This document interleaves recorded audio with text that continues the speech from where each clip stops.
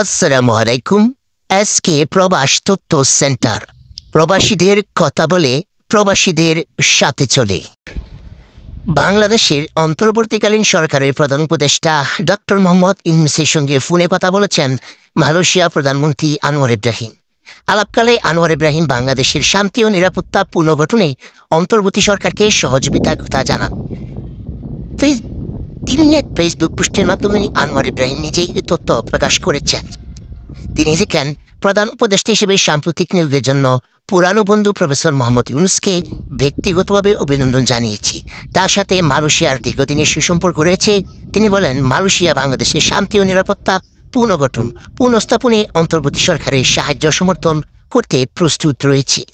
পুনরালাপে আনোয়ার ইব্রাহিমকে দুই দেশের মধ্যে ভ্রাতৃত্বপূর্ণ সম্পর্ক আরও জোরদার বাংলাদেশ সফর করতে আমন্ত্রণ জানানো হয়। তাদের এই বন্ধুত্বের বিষয়টি জানার পর উচ্ছ্বাস প্রকাশ করেছেন মালয়েশিয়ার প্রবাসী বাংলাদেশিরা। তারা এই সরকারের কূটনৈতিক পদক্ষেপের মাধ্যমে পুনরায় মালয়েশিয়ার শ্রমবাজার চালু নিয়ে আশাবাদ ব্যক্ত করেছেন।